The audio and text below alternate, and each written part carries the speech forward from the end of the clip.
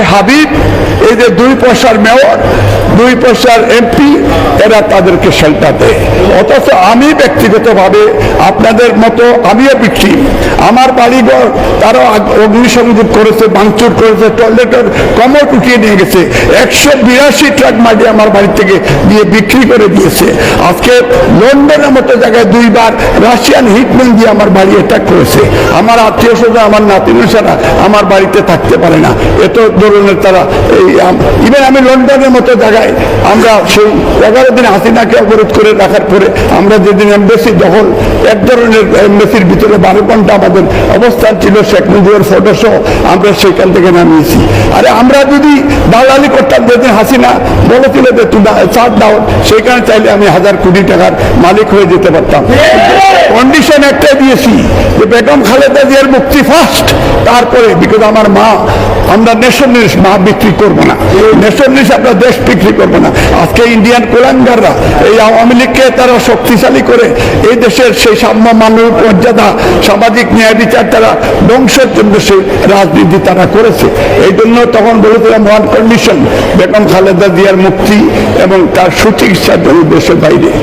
আপনি গর্বের সহিত বলতে পারেন যে আমরা জাতীয়তাবাদী, কারণ কোন জাতীয়তাবাদী তার মা বিক্রি করে না, কোন জাতীয়তাবাদী দেশ বিক্রি করে না, কোন জাতীয়তাবাদী সে সংস্কারপন্থী কোলাঙ্গা হইতে পারে না, কোন জাতীয়তাবাদী ম্যানেজ পার্টি বেঈমান গাদ্দার হইতে পারে না। কারণ আমাদের শত শত হাজার হাজার লক্ষ লক্ষ নেতাকর্মী জেলে গিয়েছে, এই খাল, এই রাস্তাঘাটে পালিয়ে বেড়াচ্ছে এবং তার মার সোনা গয়না বিক্রি করে, জায়গা জমি বিক্রি করে, কোর্টের বাইরে পর্যন্ত বারান্দা থেকে অনেকে আসতে পারে না, তার বিরুদ্ধে হাজার হাজার শত শত মামলা রয়েছে। এবং সেই সব নেতাকর্মীর বিরুদ্ধে আরেকটা ষড়যন্ত্র হচ্ছে, এই যে আমাদের অনেক নেতাকর্মী আমি দেখেছি এখন পর্যন্ত তার এই যে সেই দাগ এখনো শুকায় নাই, কিন্তু আজকে বিএনপির বিরুদ্ধে বিভিন্নভাবে ষড়যন্ত্র হচ্ছে। এখনো গাঁটটি মেরে আছে আওয়ামী লীগের সেই প্রেতাত্মারা, প্রশাসন থেকে শুরু করে অনেক জায়গায় সেই আওয়ামী ফেসিস্টদের উচ্চশ্রেণীরা রয়েছে।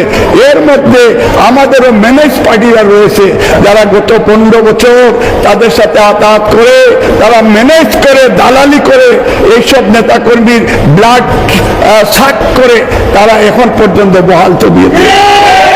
আপনি আপনার মার ডেড বডি নিয়ে প্রবাসীরা আসতে পারে না বাংলাদেশে, যারাই প্রবাসী আসছে এয়ারপোর্ট থেকে তাকে ধরে নিয়ে ডিটেনশনে ঢুকিয়ে দিয়েছে। এটা অগণিত উদাহরণ রয়েছে।